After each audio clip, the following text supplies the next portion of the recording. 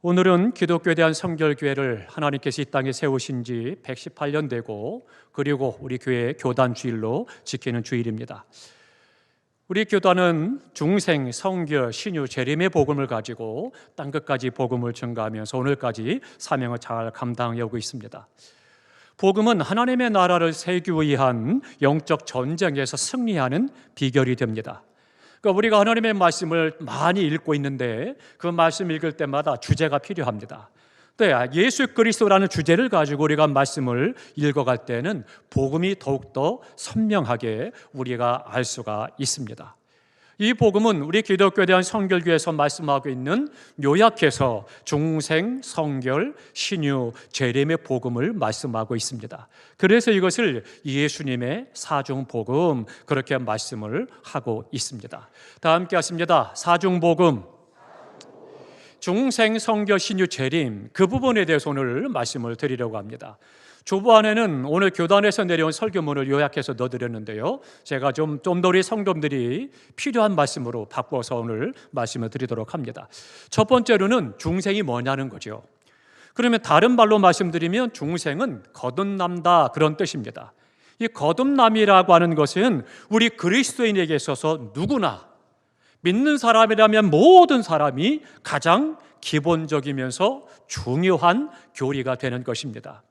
그렇기 때문에 모든 사람들, 예수 믿는 사람은 교파를 초월해서 누구든지 중생, 거듭남의 체험을 해야 하는 것입니다. 거듭난다라고 하는 것은요, 히브리어로 아나겐나오 그렇게 이야기합니다. 이 말은 위에서 난다, 그러한 뜻입니다. 그러니까 중생은 하나님께서 나를 새롭게 나게 하신다, 태어나게 하신다, 그런 뜻을 갖고 있는 그런 말씀입니다. 그러면 우리에게 믿는 사람이라면 누구나 거듭나야 된다라고 말씀하는데 왜 거듭나야 되겠습니까? 왜 중생해야 되냐라고 하는 것이죠. 그 이야기는 예수님을 말씀하신 것처럼 거듭나지 않으면 하나님 나라를 볼 수도 없고 하나님 나라에 들어갈 수도 없다, 그렇게 말씀하셨습니다. 거듭나야, 중생해야 천국에 들어갈 수 있다는 그런 말씀입니다. 그러니까 천국에 들어가기 위해서는 모든 사람들은 예수 믿고 그 안에서 거듭남의 은혜를 체험해야 되는 것입니다. 그렇기 때문에 우리가 하나님의 은혜 가운데 거듭나야만 하나님의 나라를 바라보고 소망 가운데 행할 수 있고 주님 오실 때 영원한 하나님의 나라에서 영생의 덕을 누릴 수가 있는 것이죠. 그러면 거듭나야 되겠는데 어떻게 거듭날 수가 있느냐라고 하는 겁니다. 거듭난다라고 하는 것은 열심히 종교 생활한다고 거듭나는 것이 아닙니다. 해박한 지식을 가지고 내가 진리를 많이 깨달았다고 해서 거듭나느냐? 그렇지 않습니다. 도덕적인 수양을 해서 면벽을 하고 고행을 해서 거듭나는 것이 아닙니다. 내 인격적으로 성숙해진다고 해서 거듭나는 것도 아닙니다. 어떤 노력이나 어떤 각성도 아닙니다. 예배 잘 참석하고 찬송가를 잘 부르고 술, 담배를 끊고 착하게 산다고 거듭나느냐? 그렇지 않습니다. 직분 받았다고 거듭나느냐? 그렇지 않다라고 하는 거죠. 요한복음 3장 5절에 주님께서 말씀하십니다. 사람이 물과 성령으로 거듭나지 아니하면 하나님 나라에 들어갈 수 없느니라 말씀하십니다. 그러니까 물과 성령으로 거듭나야만 그가 하나님의 나라에 들어갈 수가 있는 것입니다. 그러면 중요한 것은 우리가 성령을 잘 압니다. 내 안에서 성령님이 역사하고 나를 이끄시고 인도하시고 나를 도와주시고 채우시고 보호하십니다. 그런다면 문제는 물이라고 하는 거죠. 물이 무슨 뜻이냐? 이것 때문에 많은 분들이 설왕설래하고 의아해하십니다. 그런데 이 물이라고 하는 것은 우리에게 무엇이냐라고 하는 것을 에베소서 5장 26절에 말씀합니다. 이는 곧 물로 씻어 말씀으로 깨끗하게 하시고 거룩하게 하사, 그렇게 말씀하십니다. 물은 하나님의 말씀이라는 것입니다. 그러니까 하나님의 말씀과 성령으로 우리가 거듭나게 된다라고 하는 것을 말씀해 주고 있는 거죠. 중생, 거듭남은 하나님의 말씀과 성령님의 감동, 감화, 역사하심으로 우리 안에 이루어지는 하나님의 은혜라고 하는 것입니다. 고린도전서 12장 3절에 말씀합니다. 성령으로 아니하고는 예수님을 주라고 할 수 없다, 그렇게 말씀하십니다. 그러니까 성령이 내 안에서 예수 그리스도가 나의 구주 되심을 시인하고 믿어서 고백하게 하는 것이죠. 그것이 바로 성령님의 감동, 감화라고 하는 것입니다. 중생은 하나님의 말씀을 내가 읽고 듣고 배우고 암송하고 기록된 그 말씀대로 살아갈 때 성령께서 내 마음을 감화하시고 감동하셔서 내가 죄인됨을 깨달아 알게 하시고 회개하여 죄를 다 용서함 받고 그리고 예수를 믿음으로 말미암아 거듭나게 하시는 역사인 것입니다. 그런다면 우리가 예수 안에서 물과 성령으로, 말씀과 성령으로 거듭났다라면 우리는 어떤 존재가 되느냐? 첫 번째로는 정죄함이 없습니다.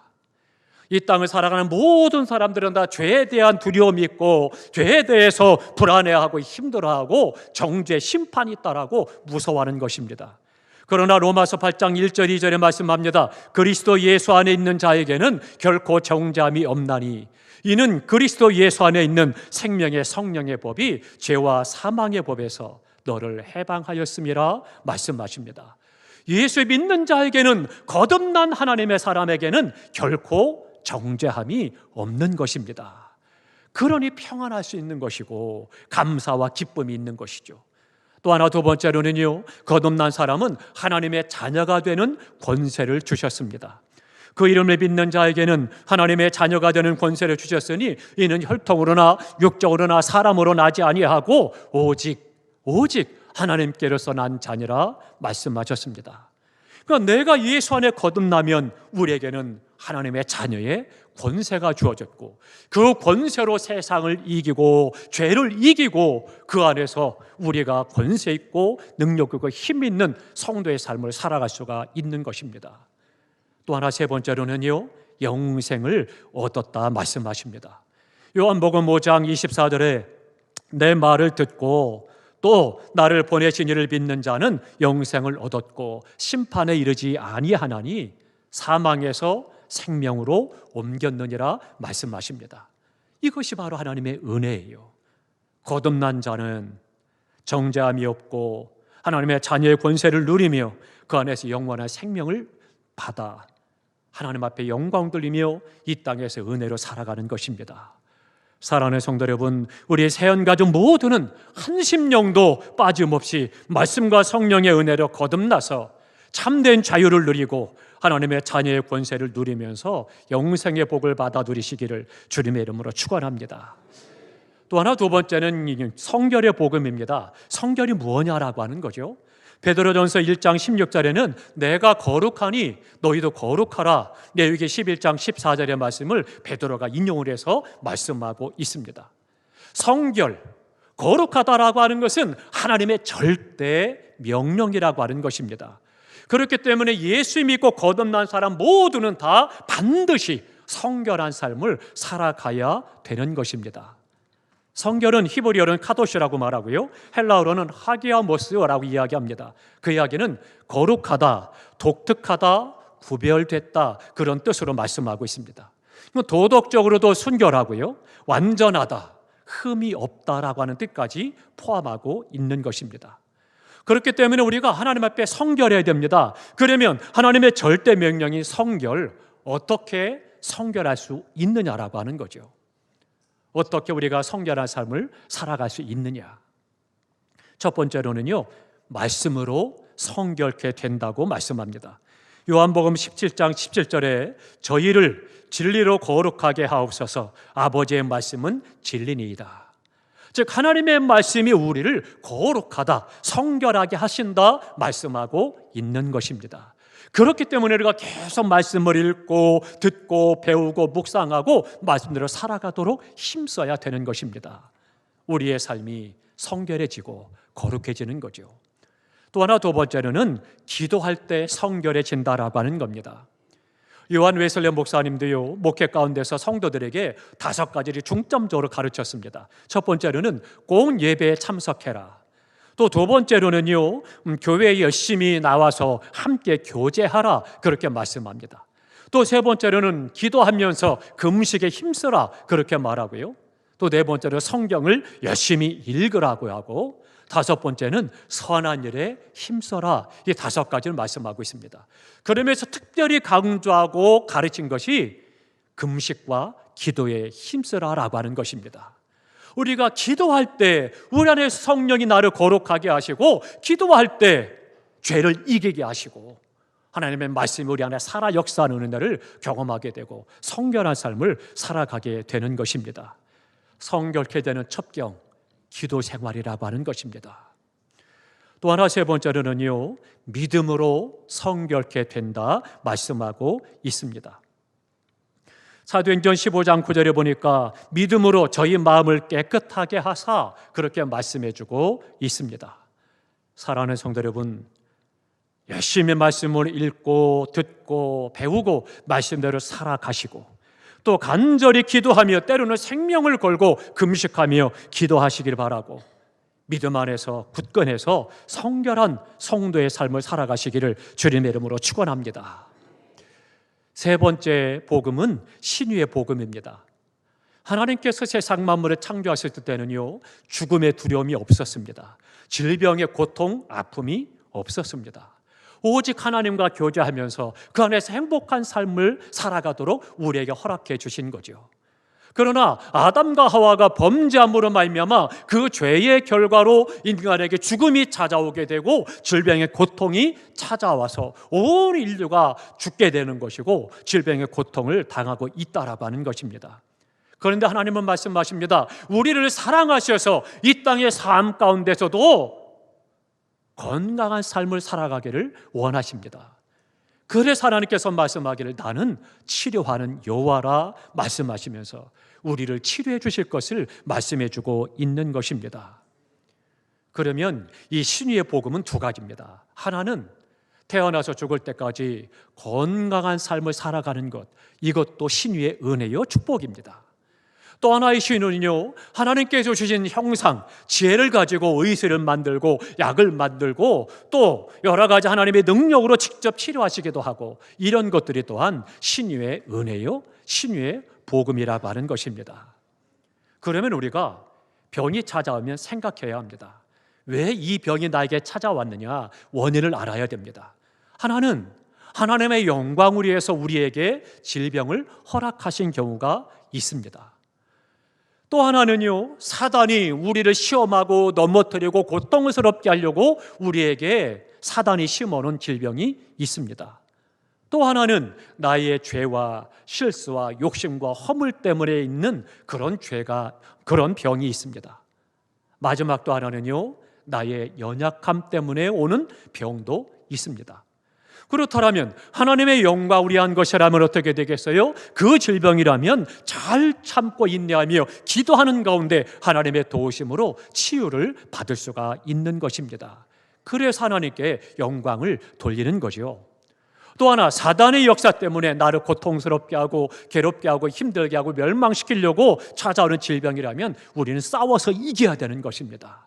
예수 이름으로 질병을 이기고 하나님께 영광 돌리는 삶을 살아가는 거죠.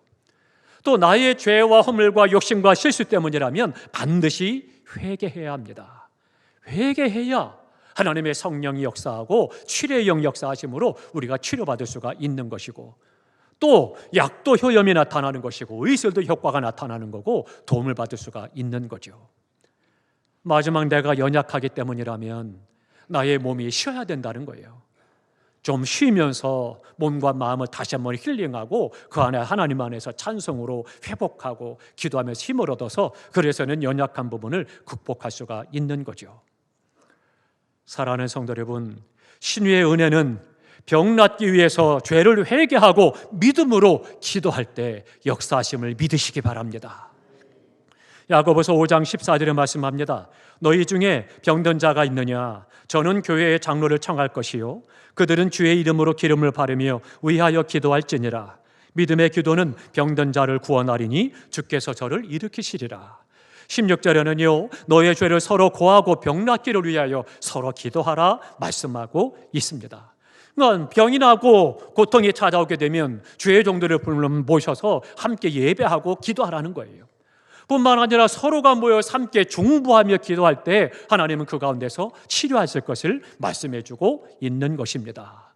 사랑하는 성도 여러분, 우리에게 중보기도 팀들에게 얼마나 사역을 잘 감당하고 계신지 모릅니다. 얼마나 감사한지 모릅니다. 우리 성도님들이 어려운 일이 있습니까? 힘든 일이 있습니까? 믿음의 문제가 있습니까? 질병의 문제가 있습니까? 우리 중보기도 팀들에게 기도 요청하십시오. 서로 모여서 기도할 때 그 기도가 능력이 되고 하나님께서 그 가운데 역사하셔서 길을 열어주시고 해결해 주시고 치료해 주시는 은혜를 경험하게 되는 것입니다. 우리 모든 성도님들이 주님 안에서 영과 육이 강건하시기를 주님의 이름으로 축원합니다. 마지막 또 하나는 재림의 복음입니다. 이 주님의 재림이라고 하는 것은 기독교 복음의 핵심입니다. 주님의 재림은 온 인류에게는 산 소망이요, 복스러운 소망이요, 신령한 소망이요, 영광스러운 소망이 바로 이 재림이라고 하는 것입니다. 그렇기 때문에 분명한 재림 신앙을 가지고 우리가 신앙생활을 해야 되는 것입니다. 오늘 본문도 이 부분을 계속해서 말씀하고 있는 것입니다. 예수님의 재림을요 300번 이상이나 강조해서 하나님의 약속임을 말씀해 주고 있습니다. 하나님의 약속대로 주님이 이 땅에 오셨습니다. 하나님의 약속대로 십자가에 못 박아 죽으시고 삶의 만에 다시 부활하셨습니다. 하나님의 약속대로 예수를 믿는 자마다 구원을 받고 거듭나고 그 안에서 성결하고 하나님의 자녀로 살아갈 수가 있는 것이고, 그 약속대로 주님께서 다시 이 땅에 재림하실 것을 믿으시기 바랍니다. 마태복음 26장 64절에 말씀합니다. 이후에 인자가 권능의 우편에 앉은 것과 하늘 구름을 타고 오는 것을 너희가 보리라 말씀하고 있습니다. 그러면 우리가 재림을 말씀할 때마다 꼭 궁금한 것이 있죠. 언제 오시는데요? 주님 언제 오실까요? 이것저것에서 모일에 온다, 어디에 오신다, 여러 가지 이야기하는데요, 절대 틀린 것입니다. 성경적이 아닙니다. 온전한 복음이 아니에요. 마태복음 24장 6절에 말씀합니다. 그 날과 그때는 아무도 모르나니 하늘의 천사도 아들도 모르고 오직 아버지만 아시느니라 말씀하십니다. 오늘 본문에도 오직 아버지께 권세가 있고 아버지만이 그것을 아신다라고 말씀해 주고 있습니다. 그러니 주님의 재림의 때는 아무도 모르는 것입니다. 그러면 주님 오실 날을 모르니 우리가 어떻게 하면 좋겠습니까? 우리 하나님께서는요 우리를 사랑하시기 때문에 우리에게 주님 오실 때가 가까운 징조를 말씀해 주셨어요. 이러이런 징조들이 나타나면 주님이 때가 가까운 줄을 알아라. 그래서 깨어서 경성하고 경건사활에 힘쓰고 믿음으로 행하라 우리에게 말씀해 주고 있습니다. 예언서들과 또 다니엘서와 이사야서와 계시록에 쭉 말씀을 보고 주님의 말씀하신 부분을 보면 어떤 부분을 말씀하느냐, 그렇게 말씀합니다. 많은 사람들이 빨리 왕래하고 지식이 더하리라 말씀하십니다. 지금 시대 어떻습니까? 정말로 지식에 지식을 더한 시대잖아요. 달까지 가고요, 별까지 가고, 많은 지식들이 지금 굉장히 무상합니다. 그 많은 지식들 다 감당할 수도 없고 다 알 수도 없고, 그러니 어때요? 우리가 검색을 해가면서 하잖아요. 수많은 지식들이 지금 계속 나옵니다. 서점에 자주 가보시기 바랍니다. 서점에 가면은요 그날 신권 새로운 책들이요 수없이 많이 쏟아져 나옵니다. 도대체 무슨 책을 읽어야 될지 모를 만큼 다양한 지식들이 많아지고 있습니다. 뿐만 아니라 교통이 얼마나 발달했습니까?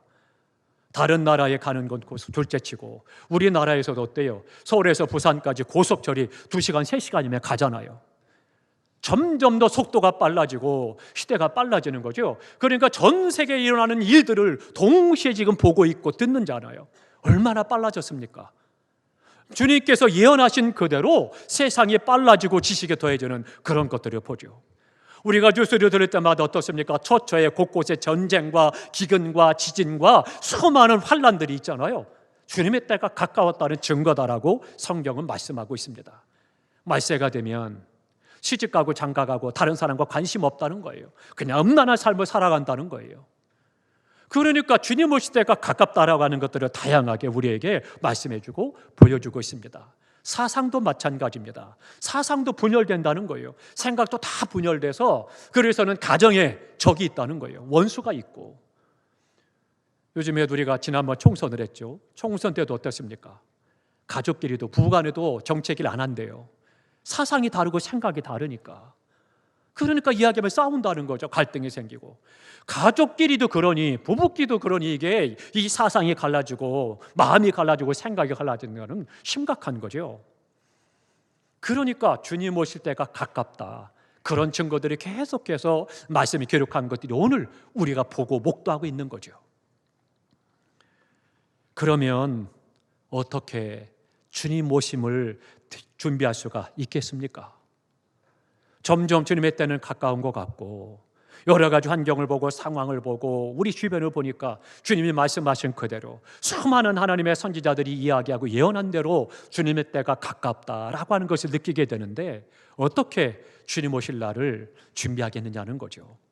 예수님은요, 열천여 교회를 통해서 기름을 준비해야 된다 말씀하고 있습니다. 이 기름이 바로 성령을 말씀하고 있습니다. 성령 충만하면 성령이 내 안에서 거듭나게 하고, 성령이 내 안에서 성결한 삶을 살아가게 하고, 성령의 말씀으로 행하도록 인도하시고, 어떻게든 영과 육이 주어진 사명을 잘 감당하고 믿음으로 행하다가 언제 주님이 오셔도 부끄러움 당하지 아니하고 영광대에 나아가서 기쁨으로 주님을 맞이할 수 있고, 잘했다 칭찬받고 빛난 면류관 받아쓰고 영생의 복을 누리게 되는 거죠. 사랑하는 성도 여러분, 성령 충만을 사모하시기 바랍니다. 성령 충만하시기 바랍니다. 그래서 언제 주님이 오셔도 우리 모두가 다 한 심령도 낙오되지 않고 다 주님 앞에 기쁨으로 나아가 하나님 앞에 영광 돌리고 잘했다 칭찬받고 빛난 면류관 받아 쓰는 우리 모두가 될 수 있기를 주님의 이름으로 축원합니다. 우리 기독교에 대한 성결교회, 이 중생 성결 시주 재림의 복음을 가지고 땅끝까지 복음을 전가하는 일을 힘쓰고 있습니다. 우리 교회 또한 이 복음을 가지고 계속해서 복음을 전가하고 내 집 근처로 시작을 해서 땅끝까지 복음을 전하고 주님 오시는 그날까지 생명을 구원하는 역사를 이루어 가시기를 주님의 이름으로 축원합니다.